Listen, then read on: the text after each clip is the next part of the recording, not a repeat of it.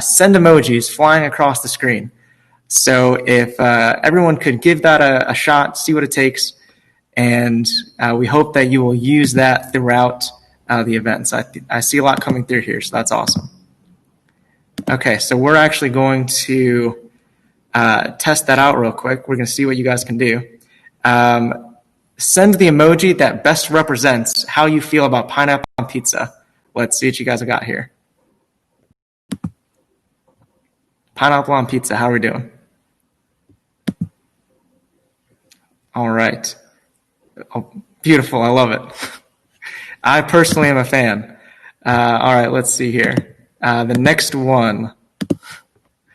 What about winter? What about snow? We've all got winter coming up, some of us more than others. Please turn the thermostat up 90 and leave me alone. How are we feeling?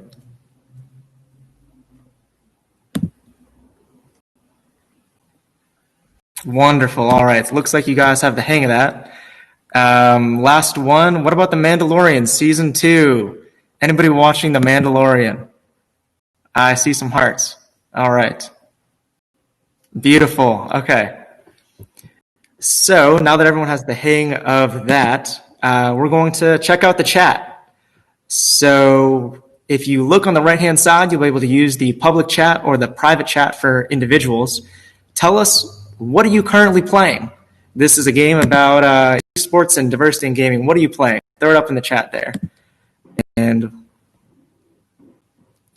make sure you're posting into the live chat there. Let's see what you guys got. Excellent. I see a lot coming through here.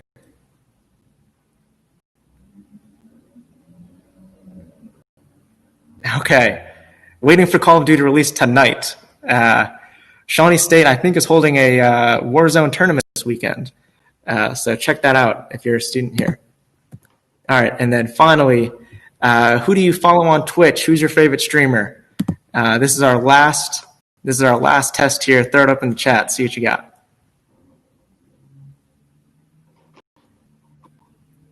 Love it. There we go.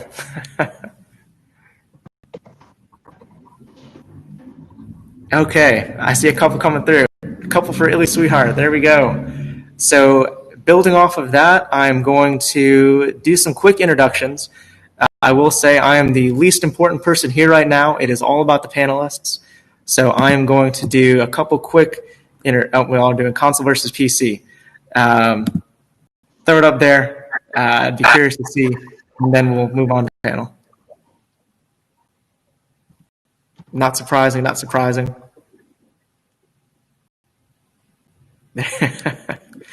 PC is life. I like it.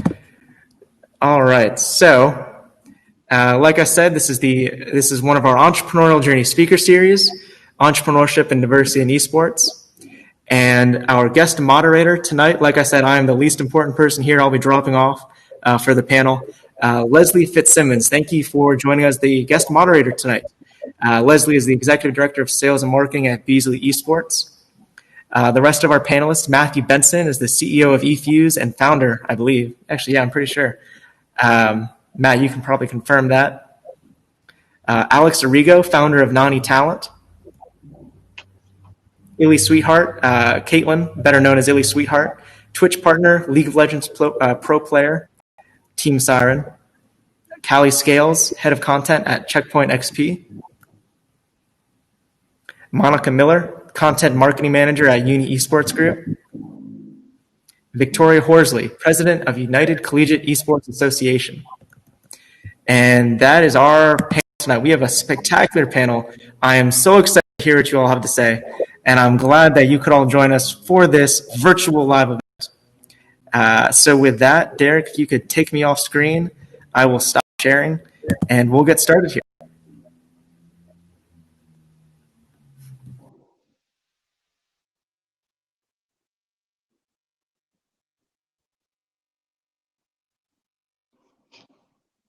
Great. Are we ready to go? Perfect.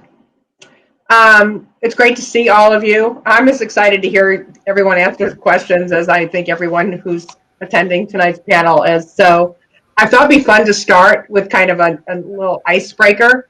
Holidays are coming. And I would love to know what video game or peripheral you want as a gift this year. So, Callie, let's start with you because you're at my top left corner. Well, as someone who has been playing the PlayStation 5 lottery for the better part of a month now, I would certainly like to have for Christmas this year me put a PS5 into my cart at Walmart and not have it taken out when I try to check out. That's what I would appreciate for Christmas. Because we got Final Fantasy 16 coming next year and I'm going to lose my mind. So you're not going to see me for a week. Great. That'll be your vacation next year. Perfect. Victoria, what about you? So I actually bought it for myself because I have the patience of a 2-year-old. But Melody of Memory for Kingdom Hearts comes out tomorrow, and I'm not a big. I just got back into the Switch because I've been feeling very nostalgic, so I've been getting some Nintendo 64 games for my Switch, and it was in the eShop, and I don't know what happened. It just now it's ready to download as soon as it launches at midnight. So found its way onto your device. Caitlin. It's a hard question. I don't have a lot of time for extra games, but I have never owned a Switch, and I guess it would be a Switch. But mostly, I just want League of Legends LP. Good call. Monica, what do you hope for? Oh, well, I'd first like to apologize about the technical difficulties in not having a camera. I promise I'm a real person and not just a voice. But I want a new mechanical keyboard for Christmas, and I've got my eyes on a Corsair. I've been running a Razer for some time now, Black Widow Chroma, for about 4 years, and I think it's time to upgrade because one of the buttons kind of glitches out. So I think it's time for Santa to bring me a new one. That sounds great. Matt, what about you? I'm hopping on the PS5 train. Keep it simple. Isn't it Burger King that's doing the PS5 giveaways? Or is that right? No? If not, if so, I'm going to Burger King tonight. They're doing some gaming device. I can't remember what it was. Wow, I finally found out what it would take to get me to eat Burger King. But that might be it, and an Impossible Burger. Alex, what do you want?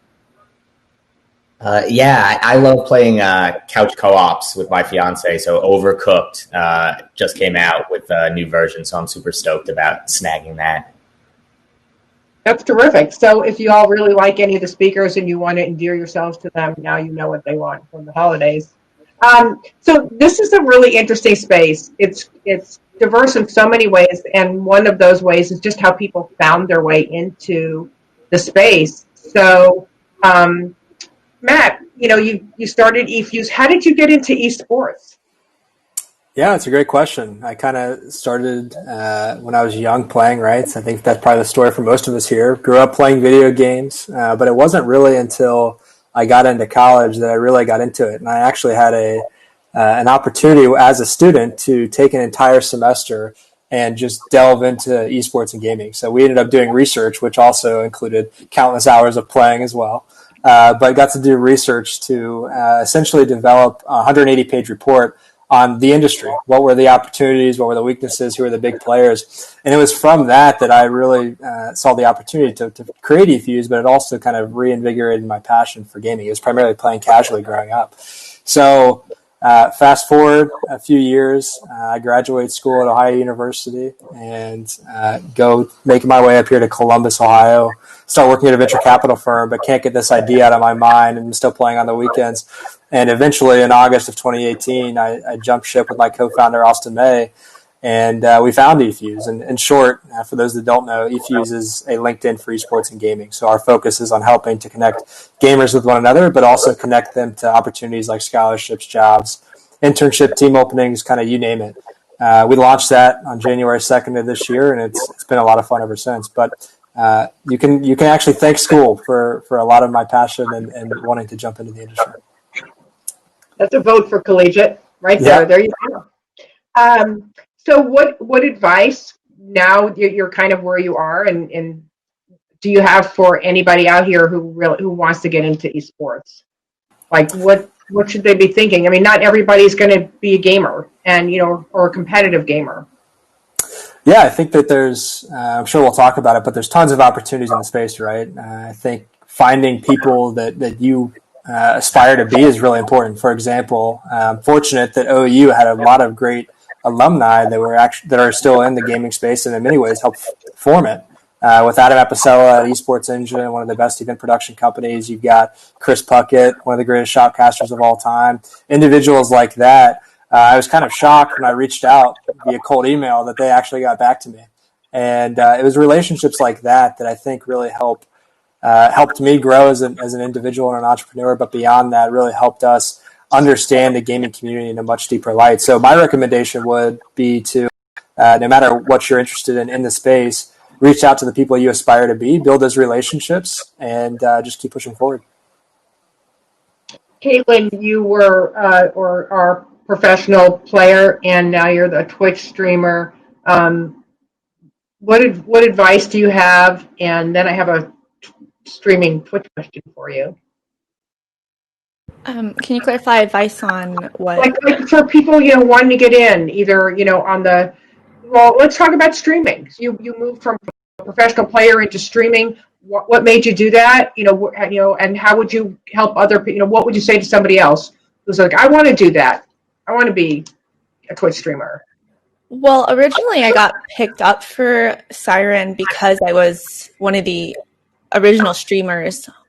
I streamed originally on Own3D, and before Twitch was Twitch, I think they were Justin.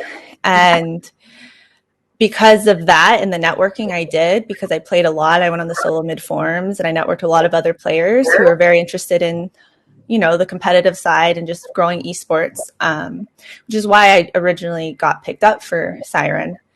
I think the most important thing about streaming is, of course, you have to network, but you also have to be very consistent, especially nowadays. You have to stream almost at the same time on a schedule very often, a lot of hours, and it's a really big grind. But that would be my suggestion, is to find something you love doing, and where people, when you're having fun, your chat will have fun, and just build upon that and just stay consistent. It takes a long time to build your numbers and just to not get discouraged and do what you can. So how many hours a week would you say? It's a full-time job. I would suggest doing at least 6 hours, 5 to 6 days a week, if not 8. So 40 hours a week of streaming. And that's just live, not even behind the scenes, if you want to make it in that. Wow. And as far as the whole Twitch and streaming space, where do you think we'd all be if Twitch weren't Twitch? I think it's had a huge impact. Oh, it's crazy. Yeah, I remember how everything exploded, and I was backstage, I was talking about how I think it's crazy. There's scholarships now and everything, and I think Twitch had a major part in that. It just made it so accessible to a huge community where people could get involved. They could idolize their favorite player and build these, personalities up, and then these personalities play the league, and then all these people come and watch the league, and it just exploded esports. I think Twitch was crucial to that. Callie, you're nodding your head. Yes. Yeah, I mean, the thing that really drove esports forward was the presence of Twitch. It was a new way of watching sports. We had a whole generation, millennials and Gen Z, come up not really wanting to get into cable and being sick of having to be tethered to the TV. So to have, the first YouTube and then Justin TV and then Twitch TV kind of cater to the new way of consuming media, absolutely helped esports explode. I've got a lot of other spaces, and they keep going. Victoria, you've been in the collegiate space for a while, and I think that's playing, an equally important role, probably even more so now than it was, a year ago or so. So, and looking at things that have really driven the industry and contributed to growth, talk a little bit about where collegiate's today and where you see it going. I mean, it's fascinating. The company that bought WGN and CSL is pretty much shuttering their amateur operation, and now they're really going to focus on collegiate. There are so many leagues and conferences. What's up? Yeah, it's from the outside looking in, it kind of looks like a mess, to be honest, just because there's so many people trying to do a lot of things, but I see that as a good thing because so many people want to help. And as we move forward, we start figuring out, which organizations have the good intentions and want to help students, and which one jumped into it because they heard $1 billion industry and were like, oh, I want to cut of that, and then realized that collegiate, if you're looking for money, you don't enter collegiate, because it's my firm belief that it shouldn't cost collegiate students anything to participate. Because I think, a year or two ago, it was esports are the same as sports, right? That's why you have underpaid coaches. That's why you have one coach leading 7 different teams. They're like, oh, we need like one part-time coach who can coach anything from League of Legends to CSGO. I don't know how many of you have played games like League of Legends and then CSGO, but those are completely different people who play those games. It's not one person that's going to know the meta for all of them. So it transitions to what I've tried to push in my time is that esports does not equal sports. They should be treated completely differently, because another big thing is like publishers own esports. Nobody owns basketball, right? So there's a bunch of different players in the game. And as we move forward, I always say as well, like 1 year in esports is like 15 to 20 years in any other industry. We move so quickly. But recently I think we've started to at least begin to realize that, and you see it shifting and a lot more people are getting on board. And while COVID's been horrible, nobody can sugarcoat that. But I think one of the positive things we've seen out of that is that esports is still, you can still do it. There's a lot of different things that you can't do, but being able to hop online and play with your friends is definitely something that is accessible to a lot more people than traditional sports, where they're still trying to figure out what to do there. So there's a lot of factors, to be honest, but for me, it's people that I've seen and that I work with, that just ask the question, how can we provide opportunities to students, and how can we dive in headfirst and do that? And I think that it's people like me, it's league organizers, it's coaches, it's directors that work 100 hours a week and get paid like they're only working 20. So there's a lot of people that do it. There's a lot of students that are just trying to get experience, and it's great to see it, but I'm excited to see where it is in about 5 years when everything starts to, get a bit better for the sake of the students and having, however many opportunities they deserve to have. No, I think you're exactly right. And like, I love what you're doing at Uni Esports with looking for group. Monica, talk a little bit about, what you're seeing in your view of the collegiate. I think one of the questions is about the whole path to pro journey anymore. Is collegiate there now? Like, what are you seeing, Monica? What do you hope students are finding as they find your information and where they go? Sure. Thanks, Leslie. Victoria, I just wanted to say I resonate deeply with so much of what you said. Thank you so much for sharing some of those thoughts there. So on the collegiate side, I've been really blessed here to have an opportunity to have lots of one-on-one conversations with directors, coaches of programs, student leaders of programs, whomever is at the helm of these college endeavors, right? I've been able to have these one-on-one interview conversations when compiling data for our Looking for Group platform, which is a database dedicated to students seeking collegiate esports programs.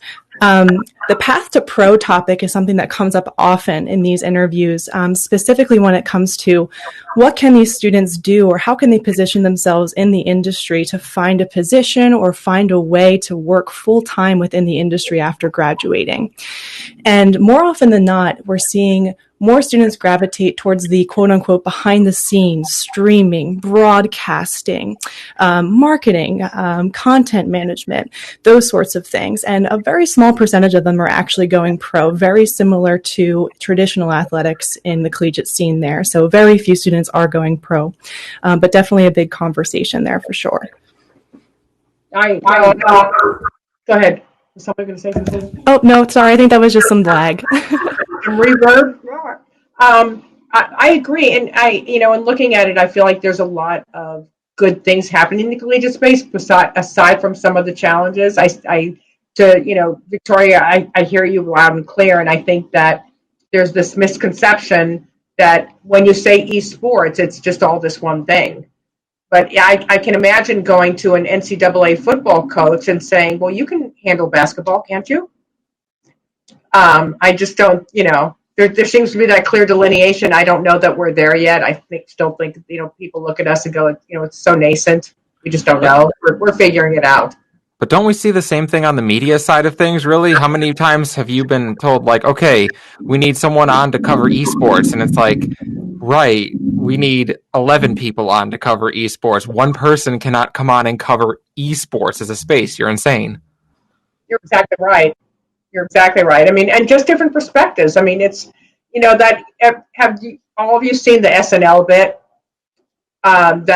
they did, I think maybe a year or so ago, where they send their kind of ESPN reporter who normally covers basketball, and they sent him to an NBA 2K event, and he thought it was like supposed to be real basketball, and it was great. I would Google it and watch it. It's just so much fun. So let's jump into the professional space. What do you think is kind of the state of the professional world of esports right now? Alex, you see it from two different sides, from your day job and your passion world, from a brand side and from a talent side. How are we doing? Yeah, no, it's exciting. And yeah, certainly Caitlin's job is among the hardest across both sides, because I work with a lot of different streamers and athletes on a daily basis, and the hats they have to wear, from production to being on camera to having business savvy to community management to having enough emotional space left over to then do anything like relax. And I think that escalation too is probably in large part because of the appetite we're seeing on the other side of a lot of big established, they call non-endemic brands, so non-gaming brands like a State Farm or a Doritos, that are seeing opportunity. I think maybe Victoria had mentioned, for the market opportunity that it is to access this huge audience and community. But I think with that, the word we hear most frequently, and we'll probably hear a couple times tonight, is authenticity, right? There's a lot of folks there's great case studies of people who've done it really bad, who have tried, and then some that have done it really organically and really well. And so I think esports is such a vast array, like everyone's been speaking of, games, of communities, that, I think there's a place to play for any and all brands. But it's a matter of taking the time and investment to figure out where they want to be in this new fast growing community, and, stake their claim there. And yeah, a lot of folks have been doing it really, really well. I don't know, Burger King was mentioned. I would say they're ones that maybe not doing it as well. Yeah, they kind of had a big but kudos for an outside the box trick, if you will, but yeah, so anyway, sorry, that's kind of my 2 cents. No, I think it's great, and somebody on the Twitch channel had a great comment and question. And you're just talking about the influence of the non-endemic space, culturally, fashion, music, sports, etc., and how that is affecting the world of esports. And I think conversely, esports affecting the rest of that. I mean, one of my first introductions into the wow of that was the Louis Vuitton League of Legends deal, and I loved what Kiana was wearing. And other than the fact that I couldn't go out and buy a $672 T-shirt, I was all about that fashion line. But talk a little bit about that. Who wants to talk a little bit about the effects and contributions of the lifestyle surrounding esports to the world of esports? I will, if that's okay. So I think it's really interesting because ours is a generation that, for the first time, every generation that came before us, when they hit a certain age, they decided to take their video games, their console, whatever it happened to be, put it up in the attic and move on to doing adult things. Ours was the first generation that kind of said, the hell with that, video games are sweet. Have you seen those graphics? So we're still playing games, and we're coming into our adult life still playing games. So we for a long time, we had this kind of infantilization from other generations of like, oh, they're just playing kid stuff and playing video games. But it's not that. Like, it's not just our sole identity as I play video games. I happen to play games. So it only makes sense that as this demographic starts growing into the main money spending demographic, that we would start to see things like Louis Vuitton crossover, that we would start to see things like Ford, like, the non-endemics start getting in, because if they want to survive for the next 20 years, we're the demographic they have to reach, and we're a demographic that doesn't like being sold to. So they got to figure out new and interesting ways to work with us. That's a big challenge, isn't it, Alex? Finding that right way. You talked about authenticity, but these brands are having an impact. What you say? Yeah, no, absolutely. And, I think, the whole, what is the saying, like, high tides, everyone rises. There's a ton of investment, not only from brands like we're talking about, but I'm sure like Matthew will be able to speak to it down the road, just in terms of like financial investment from VCs and investors, and a lot of institutional money is kind of the fancy nomenclature, which basically means that, like, hey, this is a great opportunity for businesses. And because of that, there's a lot of opportunities, whether you're a streamer or an athlete, or you want to be a marketer like I am within the business side. And I think that's a really great thing that, 5 years ago, it was a very different landscape. And 5 years from now, it's going to be super different as well. There's a lot of comments going on about the music in games and how important music has become. Some of them are like, a little more, in favor of, and some are just, wow. But that's an amazing space. What do you see in the whole music world? Caitlin, you're a streamer. I mean, what's your observation of that? And how do you feel about it? Is that a great thing? Well, music has always been, I personally love music. I've always played it my whole life, and games have just come up with the best music. Like, you think of Ocarina of Time, Zelda, they have the best music. League of Legends is apparently a music company now, because they constantly put out singles. And I can't really comment on the fashion and the other things, but I think music is really crucial to just all of esports in general, and that lifestyle. It's a big part of it. I don't see that changing. I think in terms of just watching, I attended a webinar of music creators for video games, and I should remember her name, but I'm really bad with names. Full disclosure. The woman from EA who selects the music for the games, and the process of bringing all these new undiscovered artists and finding their music is just fabulous. And then, the folks that put, Travis Scott in a video game and all of that. It's, I think if I were going to say anything, and I want to ask each of you about what I want people to know about esports, is it's not just a competition. It's not just a game. It's a lifestyle. It's a social network. It's a way of connecting. So, Alex, when you talk about non-endemic brands getting involved, it's just a question of, do you want to connect with this audience? Because if you want to connect with this audience, guess what? This is where they are. And music has found that, and fashion has found that. So I think it's important.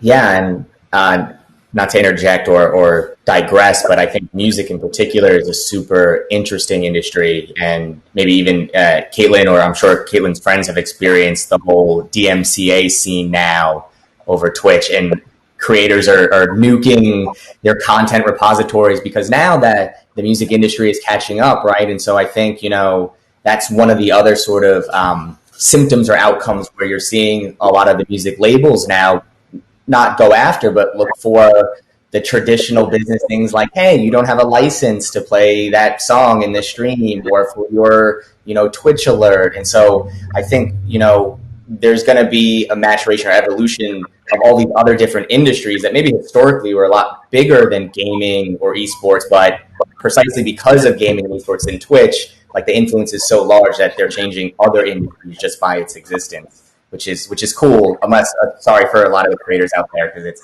it's tough right now, or annoying. Rather, it's frustrating. I'm sure. So I want to make sure we have time to cover some really interesting topics, but I do have a question for each of you. Matt, now that you've been doing this, what is it that, like, if you could look at somebody in the eye and go, this is what you don't know about esports, what is that thing that you would tell them that they just have no clue? Well, I'll twist the question a little bit, and I think one thing that has been kind of shocking to me is a lot of brands, especially the non-endemic brands, have no idea how many people are actually playing games. And for us, one of the big unlocks was traditional athletes like Zeke Elliott or Seth Curry or Ali Long.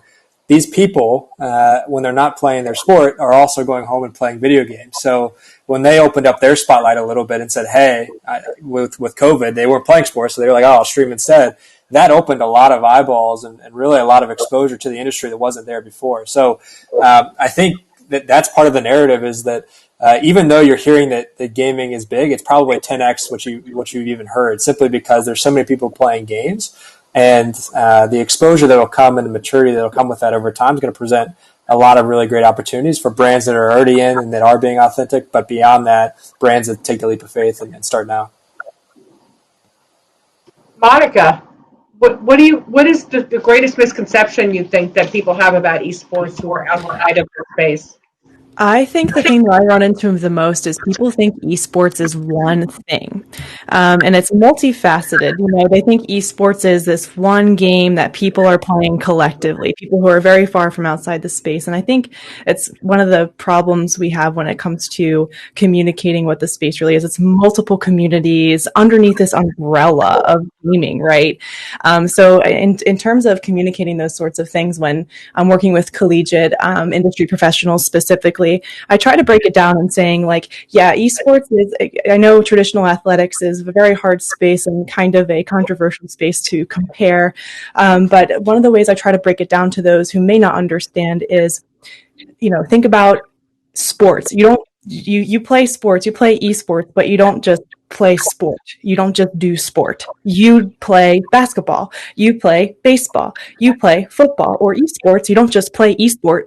You play League of Legends. You play Rocket League. You play Overwatch. And breaking it down in that kind of piecemeal way is the best way for me to communicate it to those industry leaders who may not be as connected to the gaming industry as our generation is.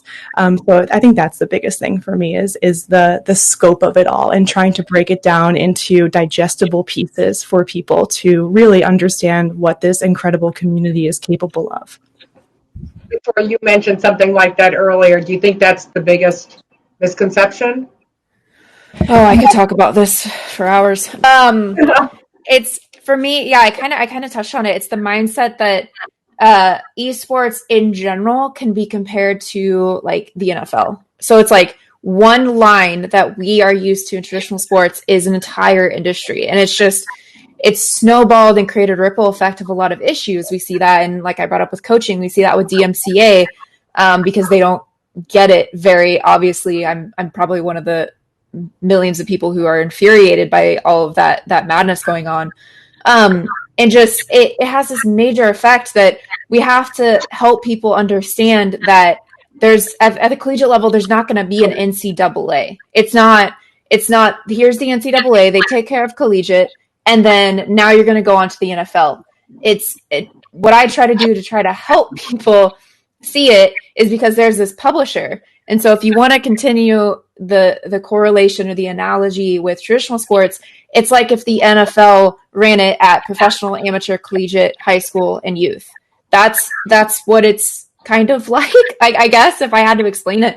But it's just everybody has to work with the publisher. It can't do it unless we support the publishers. So like what I've wanted to do is create a voice for the coaches and directors and the people that they have their boots on the ground every single day and everybody seems to take for granted, and give them a voice to speak to the publishers, because those have to be harmonized and put together at the end of the day. So for me, it's people, and I obviously see it mostly in collegiate because I think right now that's kind of the hard hitting sector, I guess, of the industry, where there's so much back and forth of people not understanding, because there was a big boom when collegiate traditional athletics this fall got taken off the table.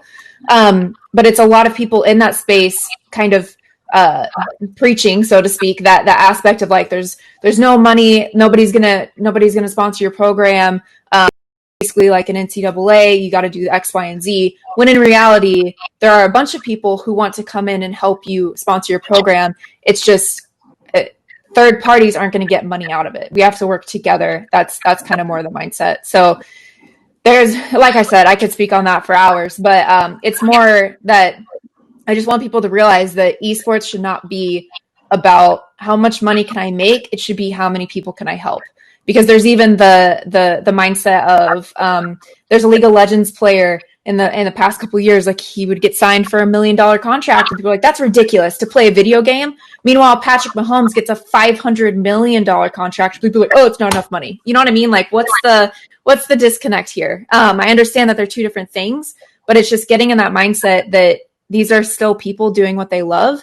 And what I say, my personal mission that has been for years is if there's a student with, or whatever age, if there's somebody with a Blabber poster on their wall, I want them to see and have the same opportunities and be treated the same as somebody who has a Tom Brady, which I hate Tom Brady. I don't know why I use him as an example. Or like, you know, a major player of the NFL or NBA on their wall. Like I want that to all be equal. And I think we all have to push that mindset of esports is more than I'm going to sit on my computer and play a video game.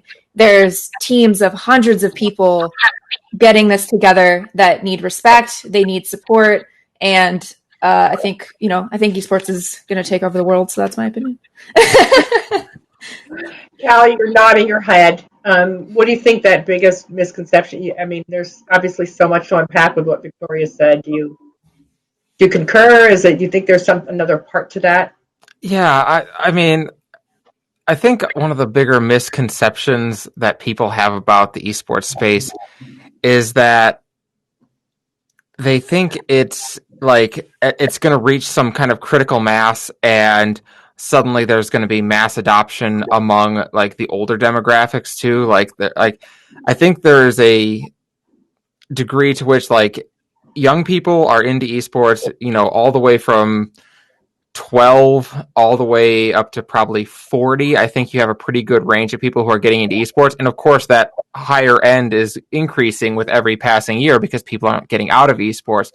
But one of the misconceptions I keep seeing is like, okay, so how do I get the guy who's 55 into watching esports? And it's like, with the rare exception, you don't. There really is like, there is that whole generation, like I said earlier, of people who gave up video games as soon as they hit a certain age, and they're never going to be swayed to being like, oh, this is a real competition. But it's understanding what Victoria was saying earlier, except you can get a scholarship doing this, except there are professions to be made out of this, whether you play professionally or not.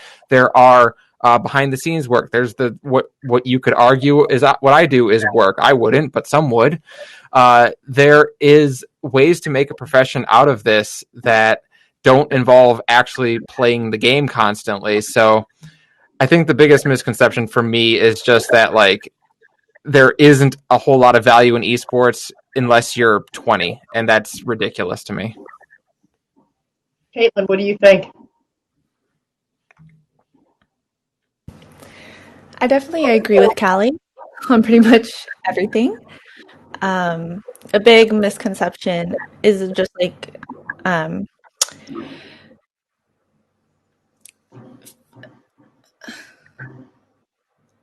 I feel like a lot, especially for the older generation, which is something I've had to deal with, like when I explained to my parents that I was, you know, playing professionally or being a streamer, is that it's more than just kids playing video games and getting paid for it, or just more than just people who are just watching me play a video game. There's a whole community, and it stems back to what we talked about earlier, like that it encourages art, starts people's career even in music and other industries as well. And there's just this huge community and industry that I feel they don't really see. They kind of, you have to explain it to them. And there's a lot of job opportunities. You're like, well, what if streaming doesn't work out? Or what if you don't want to stream until you're 60? And it's like, you don't understand. I build these bridges. I meet so many people. I have all these networkings with all these. I don't have to be a streamer forever. If I don't want to be a streamer, then I quit and I maybe join a talent agency and help build other streamers with my experience. Or I have all these opportunities. I'm building a full career and a life. And I feel like a lot of people just view it as just, oh, you're just playing video games all day. And I guess that's my biggest misconception that I've had to deal with personally. And a lot of others too. I think I felt that way. I mean, we have it in our building. We, if you ask someone in, we work in a radio station. If you ask anyone else in our building what we do, they'll say they play video games all day. And it's like, I have no time. When is the last time I had time to play video games? Are you insane? That's true. I can attest to that.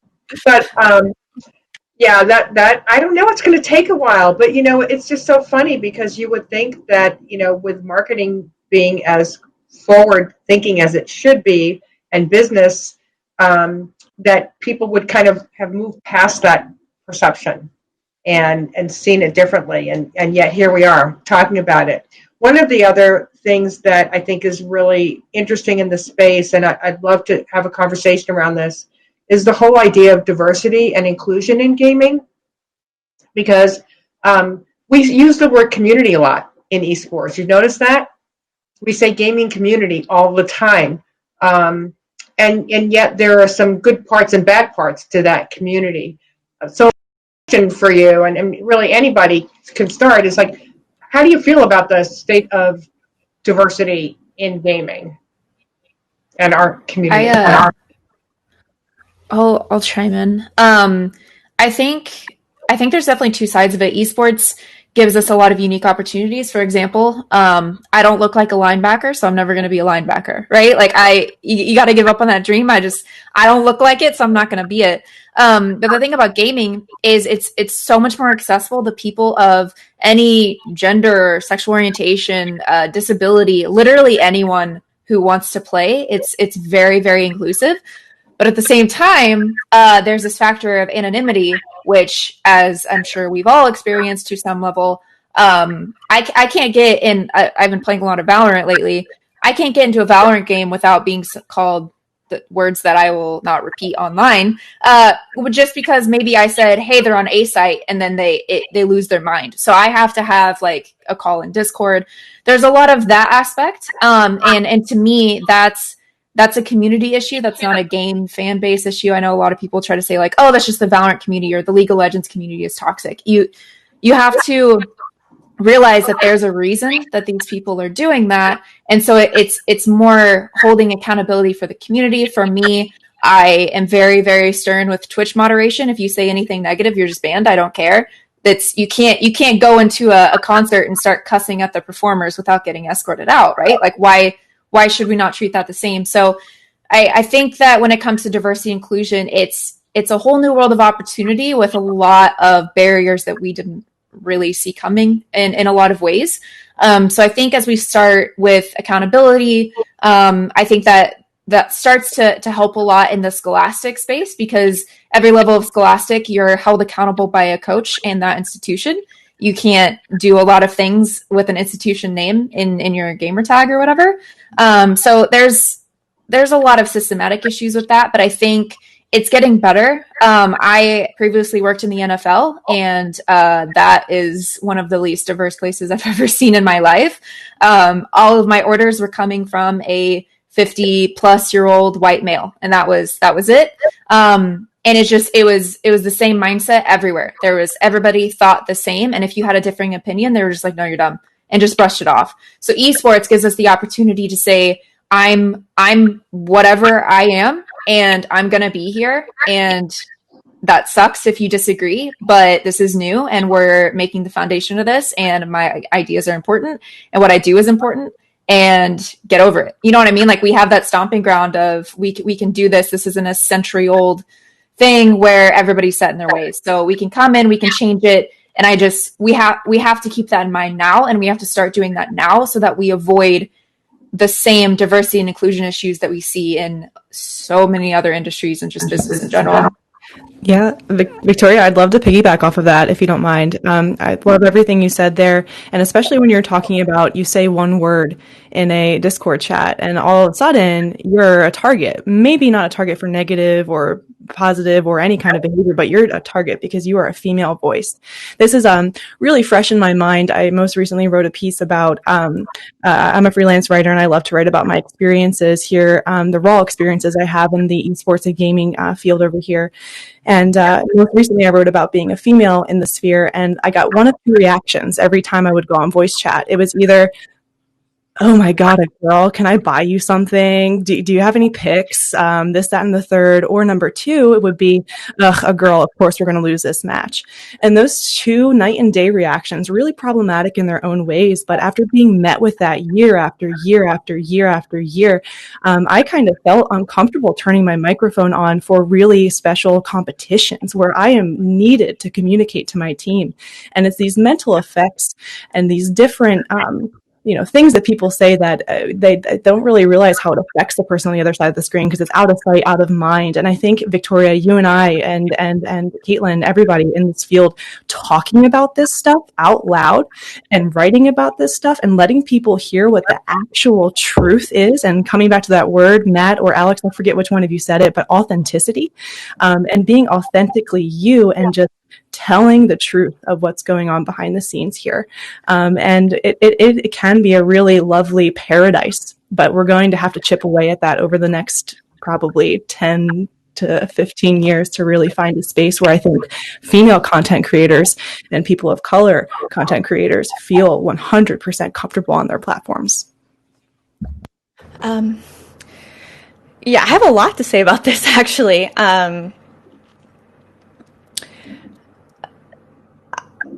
I think, first off, I want to say I do think we've come a long way in the past decade, but we're still not where we need to be. It is improving, but it's improving slowly, and it's still a big issue. And personally, as someone who tried to play competitively, I have experienced so much harassment and so many unfair situations. And one of them, I've actually did a YouTube video with a YouTuber named Kudo on women in gaming and esports. And I told a story. And even after I told my story, there were still so many gross comments. And it was basically season 4, I peaked challenger promos. I changed my name to Teddy Lou, which is my dog, to avoid harassment for having the name Millie Sweetheart because I was recognized as a female in the game.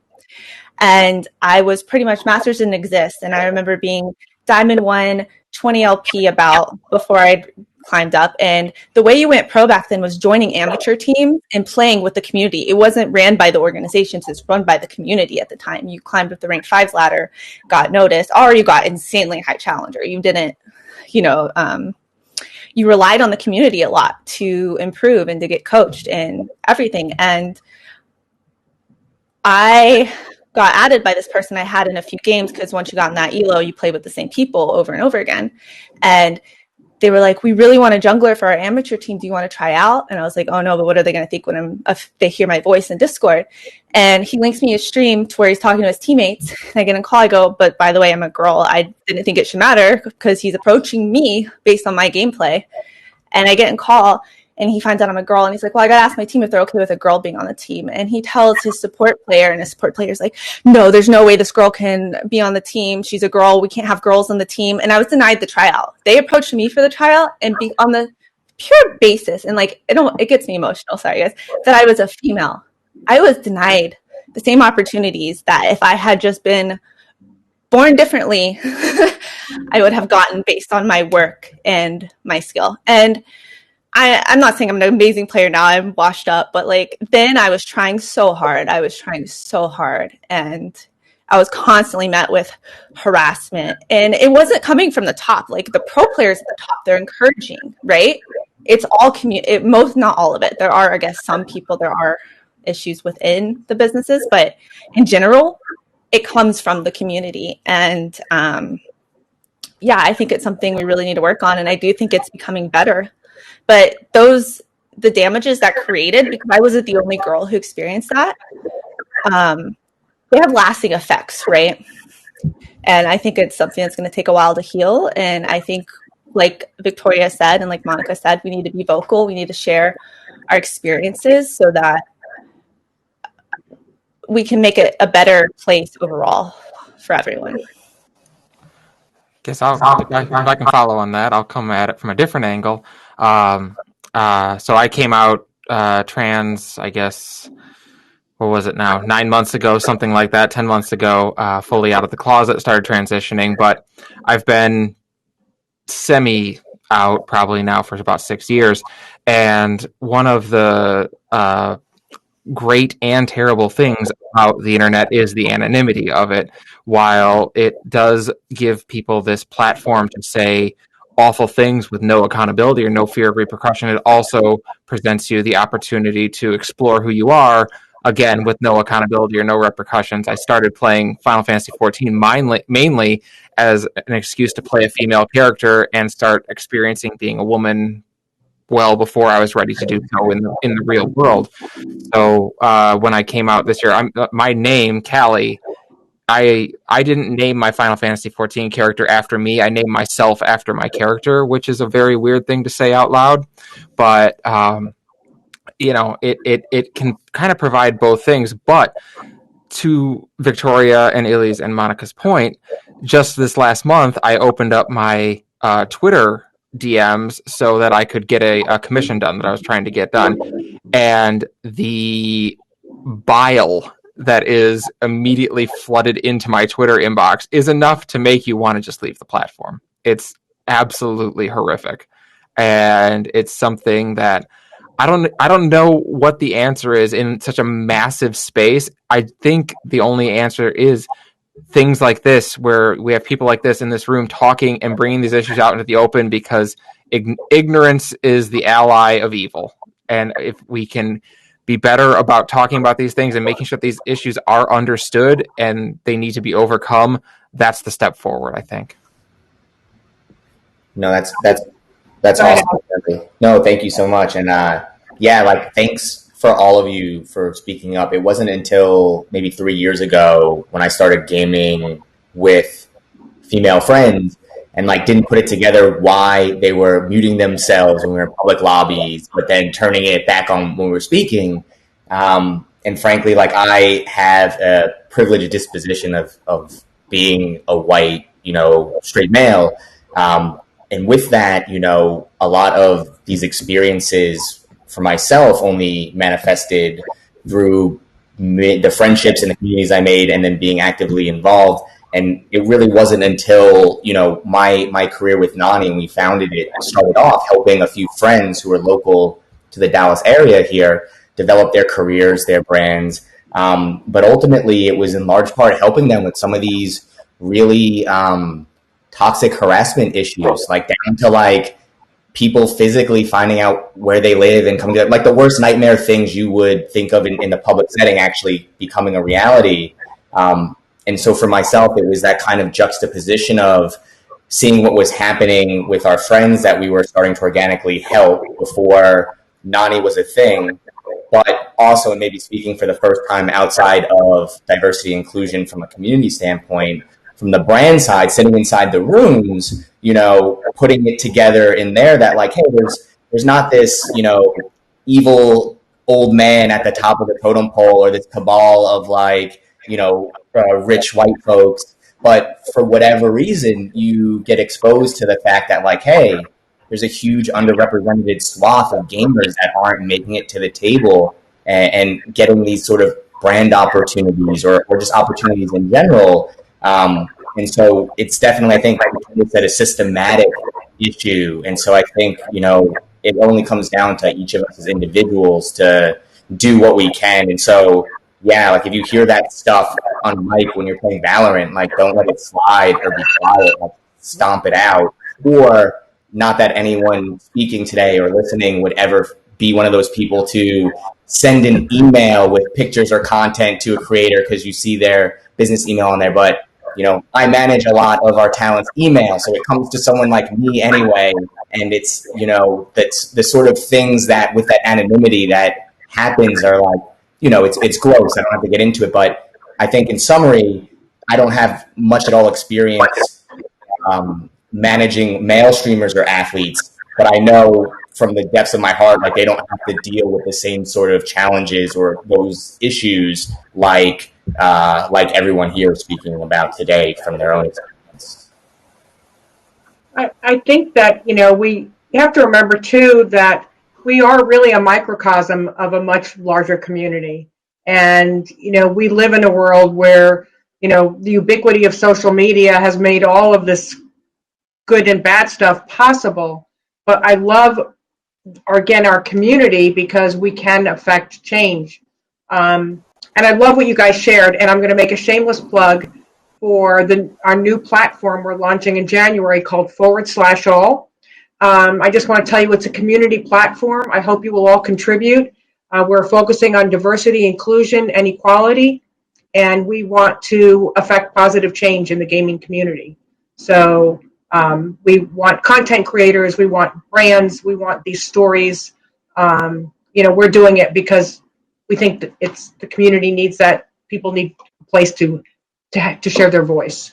So there was a great research piece done by the Global Web Index folks, and they talked all about the new American consumer, which I think really are, folks in gaming really look a lot like these people. I mean, we are the new American consumers, but they say standing still in the face of a changing society is not an option. And I think we have an opportunity in this space to really do something and make a difference. So clearly diversity and inclusion and equality and all of that are really important because we've taken up a lot of time and gone over, I think, a little bit. Derek, do we have time to touch on some of these other business sides, or do you want to wrap it up here? How are we? Waiting for the big boss to tell me how we're doing. Okay. Before we wrap up, first of all, thank you. I appreciate everything you guys have shared tonight. I think this is a really important subject. And as that continues to happen and more people join in this space, and we're looking at the business of esports, which feels like an awful segue, but I'm just going to do it. What should brands and how do we think about esports from brands getting involved? We talked about authenticity. And is it still a growing space? Are we just at the very nascent stages of growing the space through brand participation? Alex, what do you think? Yeah, it's funny because I think to many folks here, esports is so ubiquitous that it's been around for forever, and I think for a lot of these brands, you'd be surprised because there's so much investment and so much interest. But at the same time, the large majority of brands still look at esports as like a really high risk vertical or untested. And I think ultimately, like, you can look at any metric of worth, but like esports as an industry is way bigger than traditional sports across the whole. So anything and everything that brands look for in terms of where they want to be, the sorts of audiences they want to engage, the growth and getting in and being able to capitalize on an opportunity, I think esports is not even close to the topping out point by any means. It's certainly the fastest growing one, and I think as though there's a lot of maybe most major brands now, have a voice or getting involved. It's still a tiny minority or fraction of all the brands to follow, and so I think it's gonna continue to grow like dramatically. Next 5 years is going to be super, super interesting. Yeah, I think I'm going to date myself a little bit here, but Matthew said earlier, authenticity is key. There's a movie from when I was a kid called Wayne's World, which is, if you haven't seen it, is a wonderful movie about these guys who do a cable access show that gets bought by a big corporation, and they turn it into a corporatized shell of its former self show. It loses everything that was special about it, and of course the movie is about all different things in that, but that has always stuck with me because there is an entire generation of gamers and esports fans who kind of fear that. They don't want the thing they love to become cheapened by a corporate influence. So finding ways to meaningfully integrate a brand that doesn't make the brand look like it has just basically bought and paid for everything and corporatized it is a really, really fine line to walk, and a really difficult line to walk, which is why people like Alex and Matthew blow my mind and are some of the most talented people in the industry, in my opinion. But my second point to that is just kind of a word of caution.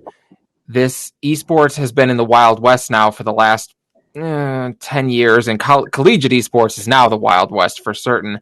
And my cautionary tale is to always be very careful about who you're doing business with, because there are a great number of people who are getting into this business to make money fast, because it's an exploding industry. There's a chance to get in, make money, and get out before the bubble bursts. And there is a bit of a bubble forming in the esports industry with all these different cottage industries popping up around it, and all these less than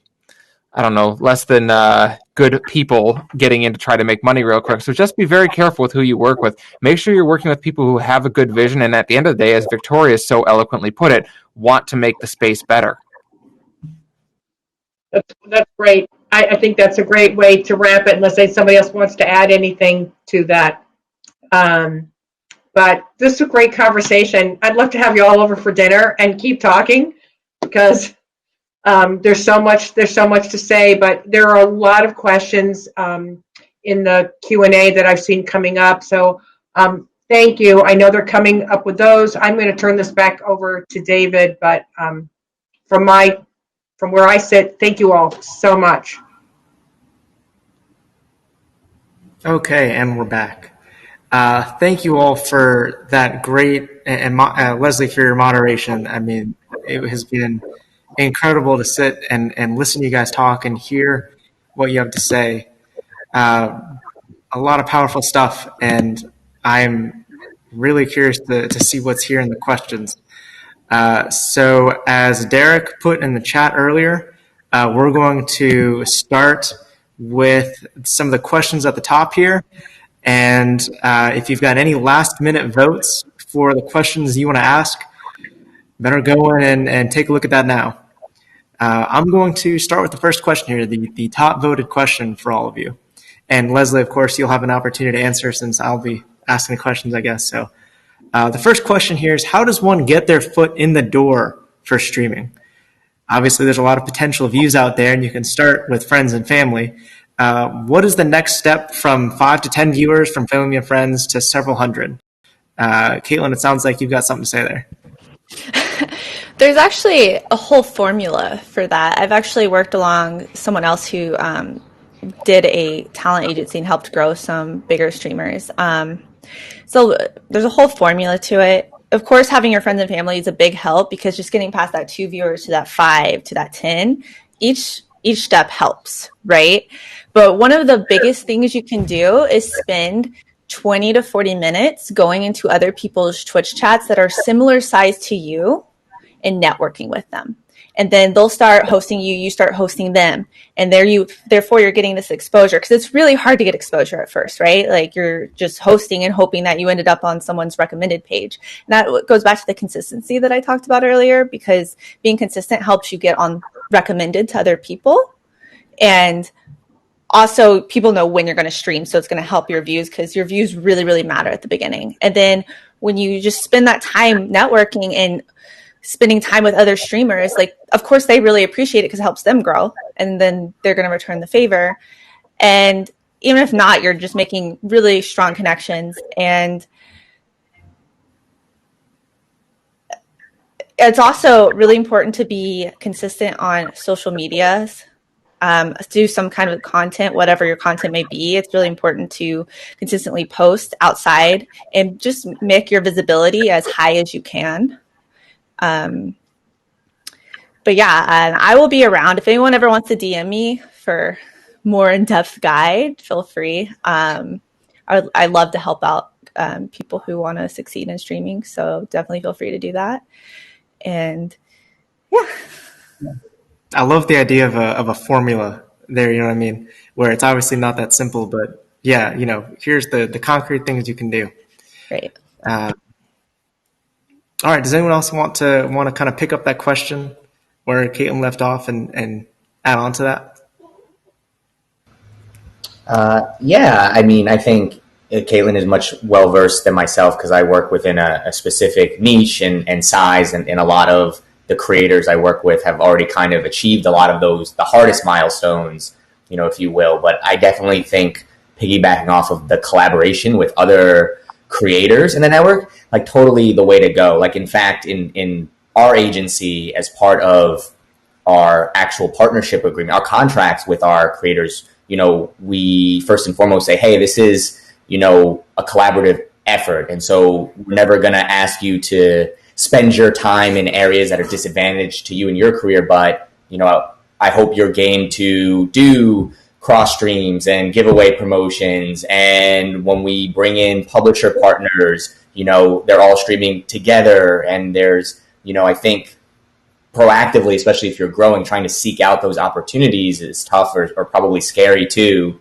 But ultimately, like, that's, I think, the sure proof bet, if there is one. But yeah, I mean, we do it as part of our business because of how helpful it can be to be able to piggyback on other creators' platforms. And it's a symbiotic relationship no matter what the size is. So, it works well. Yeah, it's interesting that you mentioned, the contracts there. My follow-up question was going to be how you kind of build that into a culture of collaboration there. Are there any other things that you do to kind of build that culture? Of course, and I think culture is so deep-rooted, it's almost like, just because it says it on a piece of paper, really doesn't hold too much weight, but, it's just one tool to help with that. I think, for us and the way we've grown has been very much through the kind of network effect. We are doing really well helping one creator. So now when they're, hanging out with their friends, they're like, oh, by the way, they were super helpful for us. I know you're trying to do this. Why don't we see if they can help? And so in my personal experience, there's already like really strong bonds and connections between a lot of the creators that we work with. But I think, in terms of that culture, Caitlin had said it, like, if this is your community and it's what's about, trying to find maybe similar communities or similar creators that have the most kind of crossover, however you define that, seems to be a really smart way to do so. Yeah, absolutely. Does anyone else want to add on to that? Sorry, you go. Oh, I was just going to say, I've got 70 followers, so just do the opposite of whatever I'm doing. Well, maybe some of the audience will add on to that. We'll see. Caitlin, did you want to add on to that? I lost my thought process. I'll let you know if I remember it. Fair enough. All right, so the next question here is about work-life balance. And if you all have any lessons learned, so to speak, maybe mistakes even in retrospect, looking at how you've managed work-life balance in your careers, since esports streaming and pro gaming, typically very high workload careers. Callie, I see you raising your hand. Please go ahead. There's not been a more important question asked today, I'm not sure, I think. Listen, I think, again, anyone who makes it as a Twitch streamer, first of all, is incredibly impressive to me, because the amount of time you have to put into that and the inability to take a meaningful vacation without it just killing your numbers blows me away. But it's true all throughout the industry. I heard someone say it earlier, it might have been Monica. It's easy to work 100 hours a week and get paid like you're working 20 in this industry. There is definitely, from many of those kind of disreputable sources that I talked about earlier, a mindset of well, yeah, but it's something you love, so we really shouldn't have to pay you like it's a full-time job for it. That is still a very pervasive thought in this industry. So what my biggest recommendation out there, and we're seeing it finally with esports athletes who are starting to get paid something close to what they're worth. Jensen just inked, I think, a 3-year deal for $4 million, which is amazing, and what should be even more like the standard in League of Legends right now. People are starting to get an idea of what they're worth, and it's important that we all take a moment to understand what we're worth in the industry. If you're putting in 50, 60 hours a week trying to make something, you're working your ass off. And, it's super important, especially in a creative space. If you're on the media side of this, where we come from, if you don't take a break every now and then, you burn out. It doesn't matter that you're playing video games and that it's something you love. Once you do it for a job and your career and your mortgage depends on it, sorry, you need to take a break and disconnect from it, or you'll just pull your hair out and you'll not put out anything good anyway. So yes, work-life balance, super important. Remember, I think Twitch streamers suffer this the worst. There's a sort of like, I'm playing a game, I should be streaming it. I've been playing a game, I should be streaming it. Well, but once you're streaming it, you're performing and you're not just playing and enjoying the game anymore. So find time for you to just play a game for yourself every now and then if that's what you want to do. But yes, work-life balance, very important. Callie, yes, I screamed when you said some things. I'm very glad I was on mute. I would really love to piggyback off of that, if that's all right here, guys. One thing that I learned in my career path here is don't overpromise and underdeliver. We all have really great ideas, and we all want to do really great things for the space if we're here and we're passionate about it. But it's important to know your limits. I definitely backed myself into this corner more than one time, and I still do it. And it's something that I'm working on as an individual and as someone who has a career, because finding that work-life balance and really realizing what your limitations are in this almost feels like a battleground, this Wild West industry, and trying to find your identity can be really challenging. And then part two, self-care. Really, really, really important when it comes to your work-life balance. I know it's like, well, if I take a nap now, even though I'm exhausted and I only got 4 hours of sleep, I'm not going to be able to make this deadline. Well, if you don't sleep, you can't function as a human being. You can't do your job. So make sure you prioritize you, your health. You are the only body you get to live in for the rest of your life.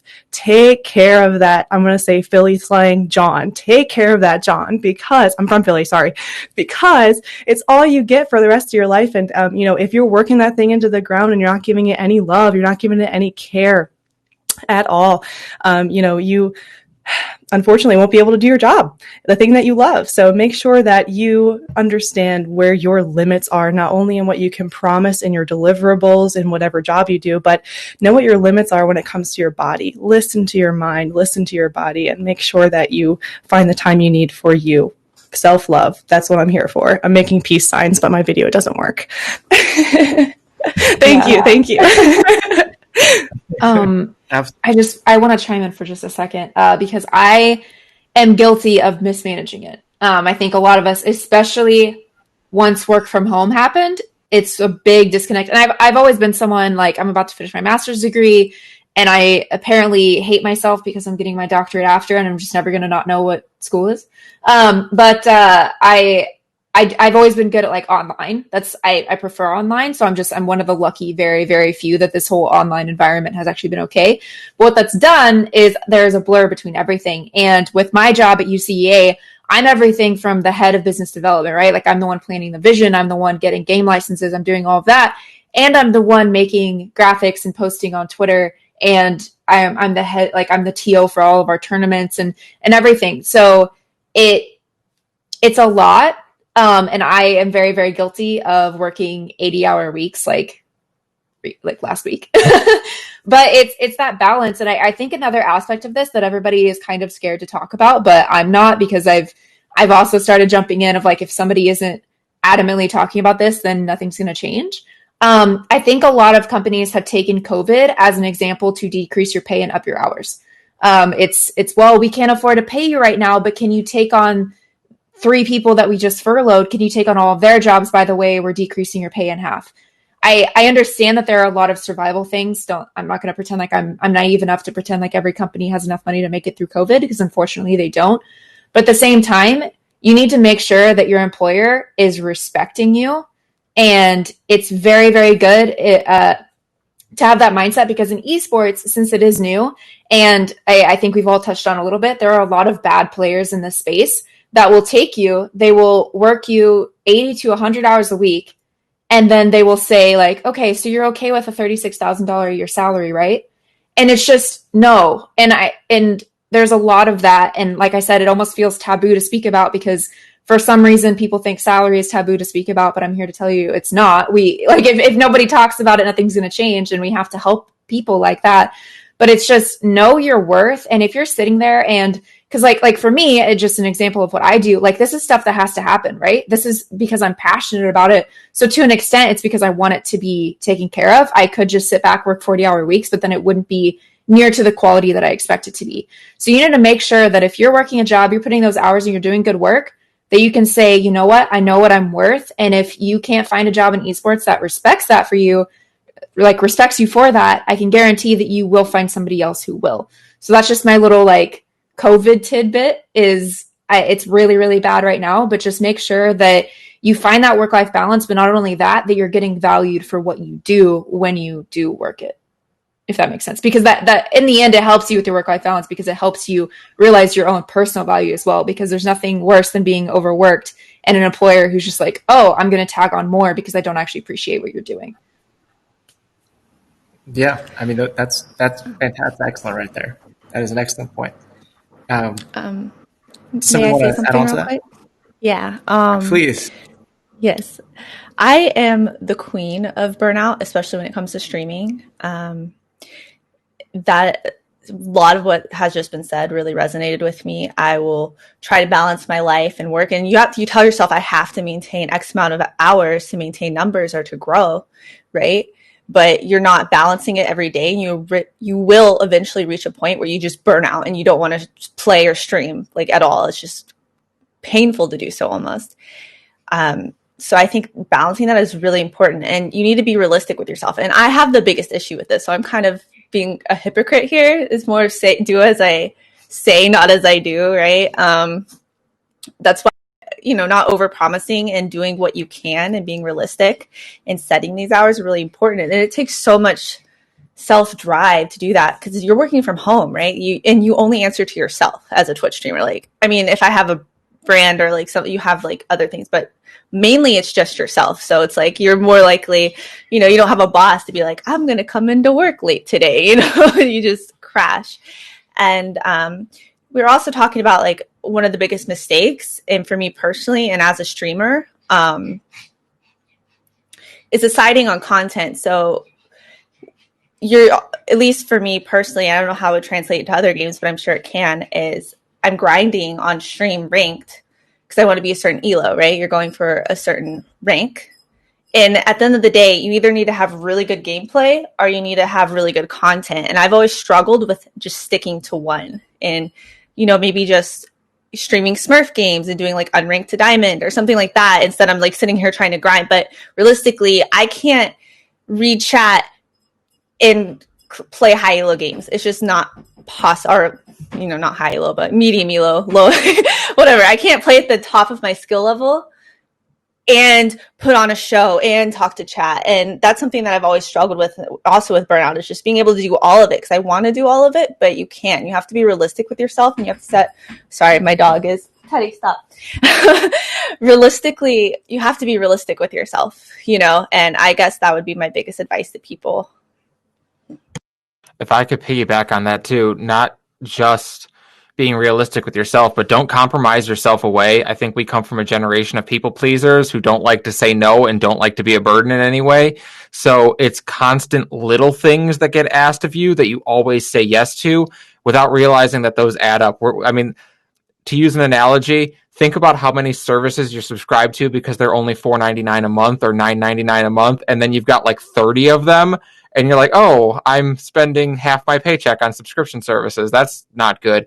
We do the same thing with our work-life balance. If you are in our industry, hey, can you do a little coverage this weekend? Can you do a little coverage this here? Could you do an interview for me? Can you get this edited by the end of the week? You compromise away everything a little bit at a time, and before you realize it, you've taken on 20 extra hours of work that you're not being paid for. And that's a good way to burn yourself out real quick.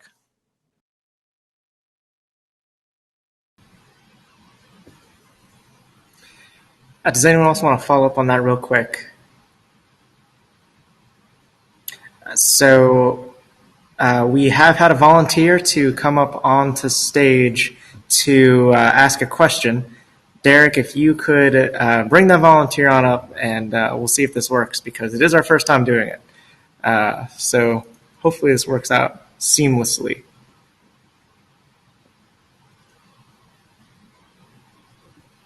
I'll give it another, see what's going on here. There's a speaker limit. Derek, go ahead and take me off the stage real quick, and bring Ben on.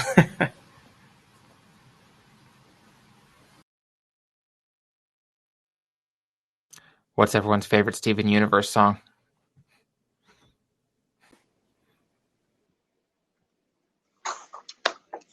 Hey, folks. So I know Matt, but I don't know anybody else. But thanks for inviting me on stage to ask a little bit about behind the scenes stuff. So a couple of you mentioned like kind of meta stuff that happens behind the scenes. One of the things I do is I'm an entrepreneur in residence for early stage VC fund, and Esports is like where a lot of really neat stuff is happening. Like, what do you, as industry insiders, see as gaps or needs for support? Because not everybody's going to end up being a really well-known streamer or a pro player. What are the cool things that people can do that are really needed? That are out there in your opinions. I'd really like to talk on this, if that's all right. Sure. I think one of the spaces is health and wellness. I think that's a really important area that goes neglected, because we can sit here and stare at a screen for hours on end and not really realize how much time has passed. And then we haven't gotten up for all day long. Maybe that's 6-8 hours. Maybe that's 8 hours. And we feel it in our legs when we get up. And I think mobility and diet and exercise are really important things to talk about. I myself went through a 70-pound weight loss transformation after I realized that I was, buying into some unhealthy behaviors in the gaming industry, sitting all day, eating potato chips, drinking soda, those sorts of things, and maybe not making the right choices. So I think there needs to be a louder cry for help, there is a loud cry for help, but a louder response to the help when it comes to fitness, wellness, and overall well-being in the industry. So that's my 2 cents. I could talk about this one for hours, like give me a panel of 3 hours and I'll be able to go through everything. But I think that's one of the spaces for me specifically. I completely agree. And again, we'll get offline. But I think the other part of this too is the business of esports and how to think about it, because you've got so many people who came into the space, as I've seen anyway, my observation, who came in through the gaming route. I was a gamer, I was a streamer. Now I'm too old, I'm burnt out or whatever, and I want to stay in the space, but understanding the business of it, the marketing of it, how to deliver value, represent the space well. I think there's so much opportunity for people to be schooled in that, for ex-players to learn how to market themselves, how to think about the business of that side of it, or just to really understand that space, so that when you go out and you're in it, to talk about ROI, to understand what that looks like. Because Callie, you said there are a lot of bad actors in this because it's such a growing thing. I think there's a huge opportunity for people to come in and help guide it, and not just the talent side, but from the business side of it as well. My 2 cents from my world. And the last two things I'll throw in on top of that too would be the infrastructure and recruitment. There's not a great pipeline developed to go from high school to college to pro, or whatever that pipeline is. There might be some steps skipped along the way, but there's no tools really in that world. And then beyond that, and correct me if I'm wrong here, anybody else has found a tool, I'd love to learn about it, but measurement more broadly across different events. Like there's not a really great tool right now to go and measure the impact of an event, or really just of something more broadly in the industry. You have to go pull the numbers from all the different locations. It'd be really nice to have a singular tool. And just to piggyback on that, actually, it's so easy to forget that when you go to like look at South Korea and other countries that are well ahead of us in esports, they're scouting talent as young as 8 years old. Like by the time you're into middle school, you've got teams scouting you for esports talent. Try and imagine that in the US. Like you're in college or late high school by the time you're being scouted around over here, with some exceptions. I know Rocket League's pretty good at hitting the young talent pool, but a lot of the esports out there, the scouting talent is so far behind, and there's a lot of infrastructure needs for making that path to pro from a young age.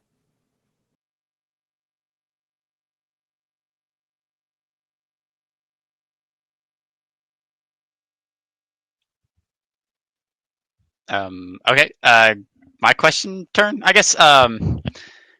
So first of all, get this out of the way. Y'all hiring? I'm just gonna throw that one out there. But secondly, my main question here is, what can I, a straight white cis male, do to further increase the diversity in esports, aside from just not participating in the misogyny and whatnot? I will start with my 5,000 word paper. No, but obviously not participating in it.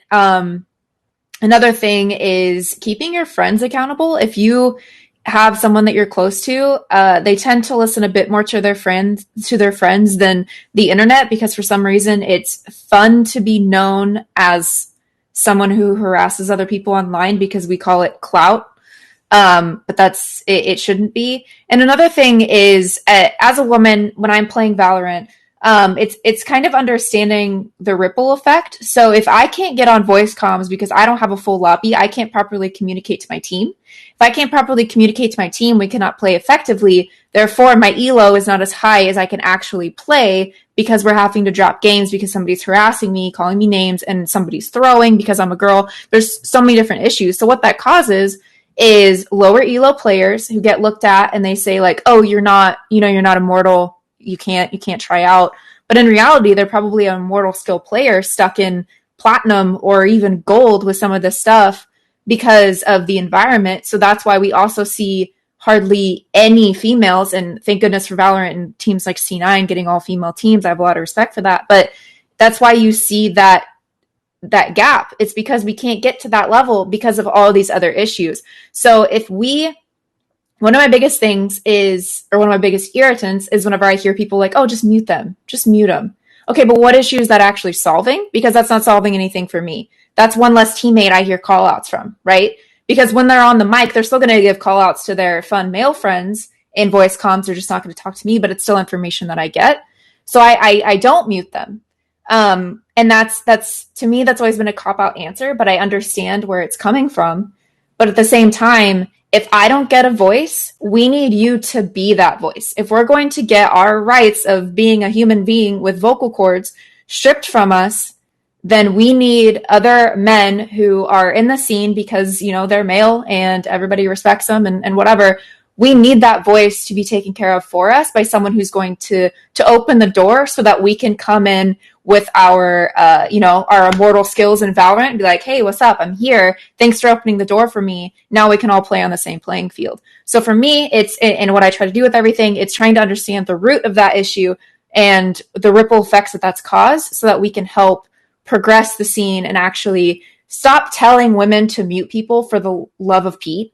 That is not a solution. Stop saying that. It's how can I help because you feel muted. So how can I vocalize that? How can I be an advocate for you? Yeah. One thing I'd like to add on that is the term microaggressions. I think that's something that a lot of people don't realize is really active out there, saying something that maybe you don't know is offensive to somebody, but could be. For example, one thing I like to hear, or one thing I don't like to hear is, wow, you're good at League for a girl. That's a microaggression. And that's something that's really small, but really impactful. So that's the only thing I want to add in 2 cents wise. Google microaggressions. Don't do that. Yeah. And Dane, I'm not suggesting that you do this, but I know there are a segment of people out there who don't want to speak up for fear of being called a white knight or something like that. But silence only benefits the oppressors. Like, it is not being a white knight to speak up when you hear some bullshit happening. And I don't know if I can say that. broke my radio rules right there. If you hear some garbage being slung about in chat, speak up and say something. Like, it is so much easier. I had literally just this morning, I was responding to a League of Legends chat that was like railing on Seraphine because, oh, she's a girl with pink hair. Who cares? And I just responded like, listen, League of Legends is made up of 150 different champions that are all like kind of backgrounds. There's someone for everyone.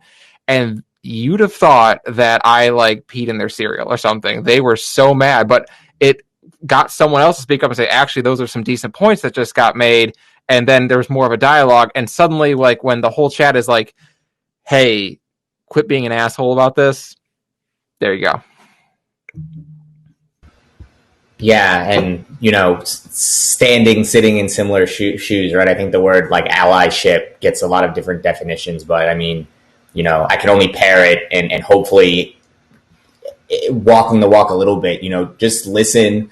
You let everyone's voice be heard. And I think if you are in a position of privilege, like look around too to see if everyone that should be represented is represented, and if it's not, you can be a voice by proxy or bring in even better those voices to whatever capacity makes sense. But ultimately, I think it's, just at the least, don't sit idly by, because, everyone deserves the dignity and respect. And, again, anonymity plays a big role in kind of the online culture of that. But ultimately, I have a similar insecurity in what I do because I don't look or reflect necessarily myself in some often cases underrepresented communities, but like that shouldn't be a chip or an excuse to try and do right by the same people that are maybe for you, but for me and my family, in every which way. So, I don't be a good person, right? But, definitely the fact that you thought to ask that question is indicative of, you don't have anything to worry about there in any attempt that you do make.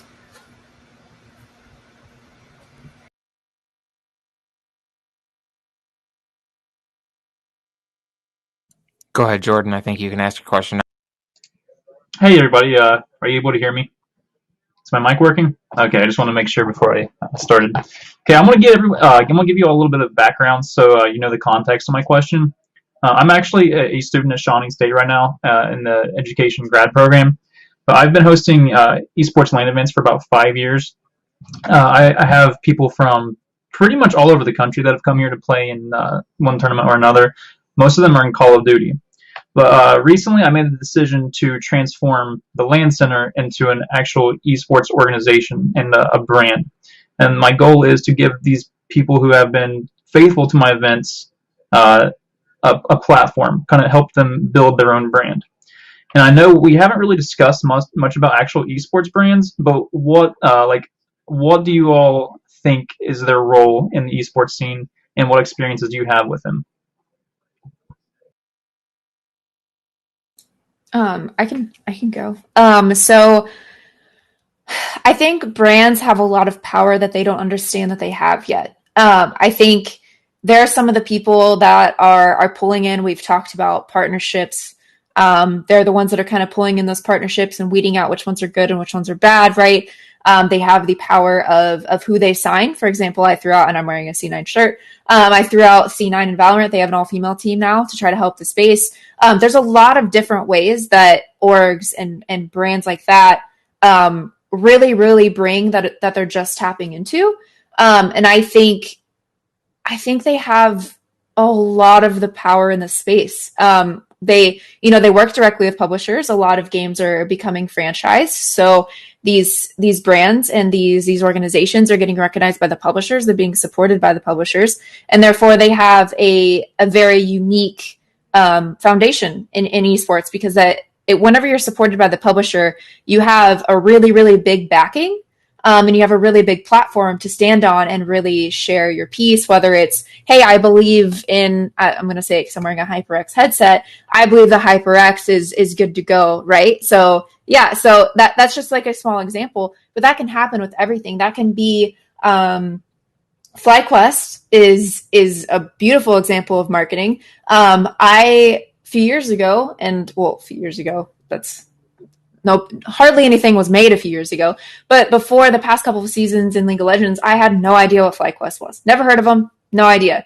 This year in Spring Split and Summer Split, they started transitioning all of their game winnings and kills and turrets taken and gold count, all that stuff to donations to save coral reefs, save the turtles, which I'm a big advocate of, replanting deforestation, a bunch of different things. So they use their marketing platform that I am now at heart. I love FlyQuest because of what they did. And they did that because of their brand platform. And they did that because of the organization that they are. And that's something that, I love them for pushing the good forward. But a lot of organizations can have that platform and give that to other people. You were talking about giving opportunities to people who have been loyal to different LAN events that you've put on, which is great. First of all, I love that idea. But I think being able to build the brand first and get that recognition and then putting them on a pedestal of saying, here's somebody that we respect, here's somebody that we love, can kind of just amplify everyone that you see doing good and just projectile everything forward. And I think that a lot of brands have the ability to do that. Yeah, at the end of the day, talk is cheap. So, especially younger generation, if you say something and you've never taken any concrete action to back that up, people will call you out on it. I think Victoria is right on to say that brands have a lot of power, and as we learned from Spider-Man, that comes with a lot of responsibility.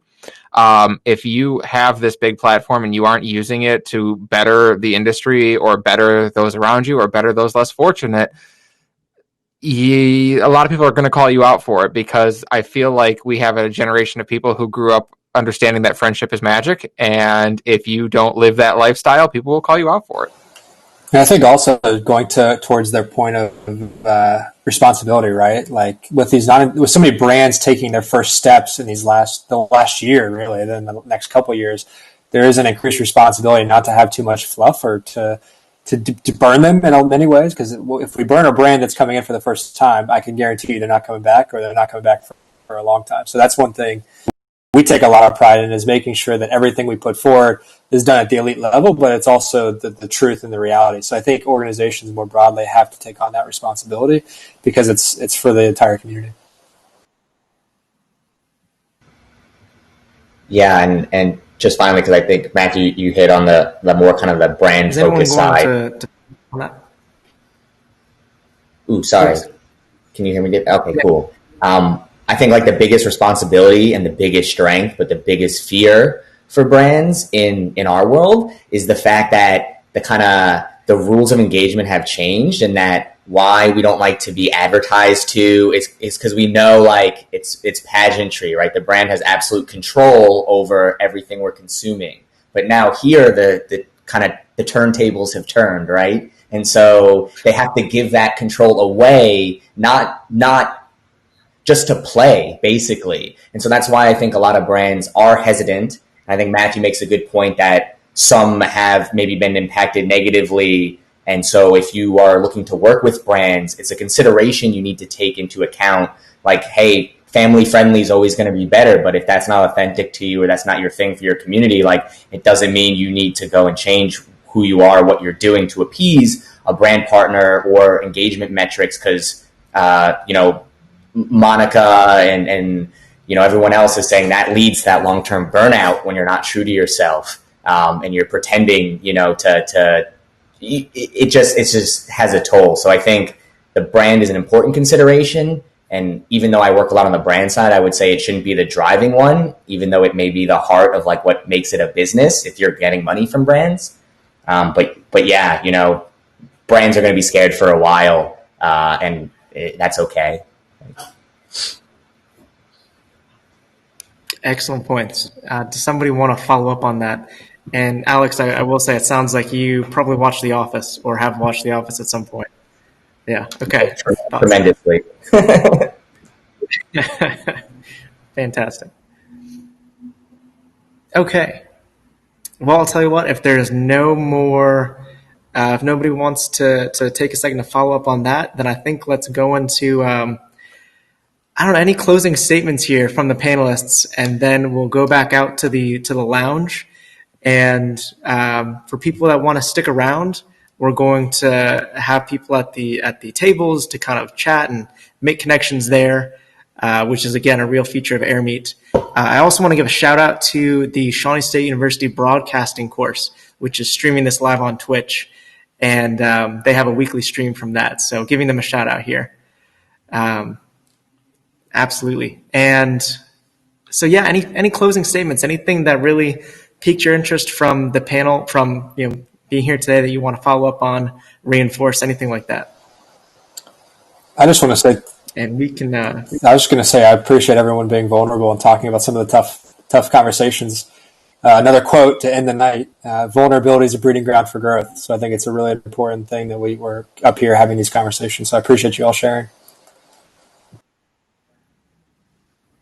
Absolutely.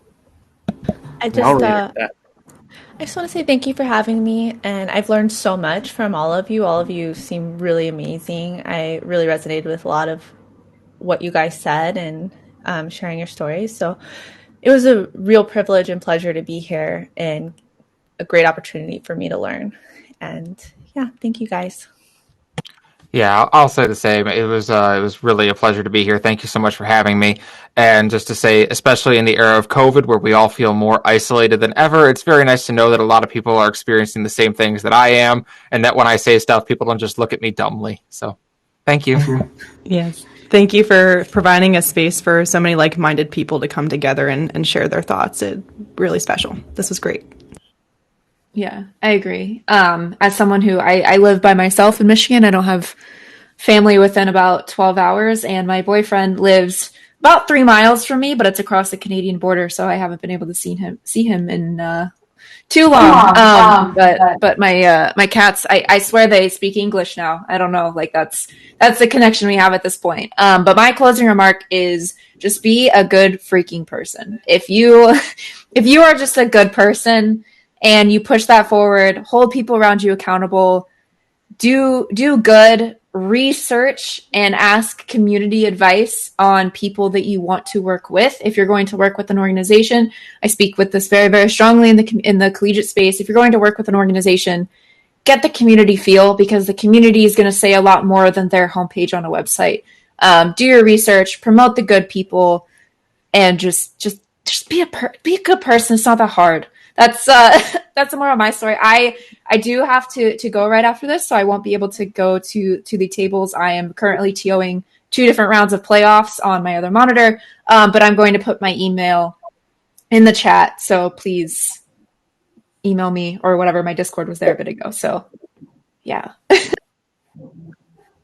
I just want to say thanks for giving me the opportunity to be here too. It's just, this group just reminds me of how amazing our community is, how important connecting is, whether we do it in person or we do it virtually. I mean, this is such a diverse group, and there's so much to learn and so much to be shared. And I want to encourage anybody in this group or anybody who's here tonight to reach out, to connect. I'm probably the newest person in the space, but I found the community to be incredibly welcoming, and very forthcoming and very genuine.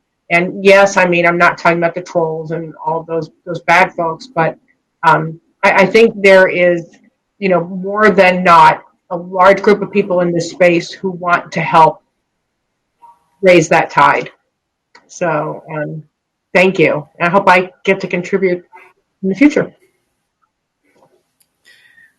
All right, looks like we have some emails in the chat. So yeah, please take our panelists up on their offer if you have any further questions. But speaking of further questions, if there's any more closing thoughts, and then Derek, if you'll take us out. So any more closing thoughts? I'll just say thank you. Yeah, I think everyone said what I could say. So appreciate it, and I'm super stoked to have met like all you awesome, wonderful people. And, circles are small, so I'm sure we'll get to collaborate, whatever that means, down the road in some capacity, which I look forward to. And then for everyone who's attended, thank you. And yeah, if there's anything I can do to help or support or guidance wise or whatever it may be, just don't hesitate to float an email over, and, you'll get a response. So thanks for joining.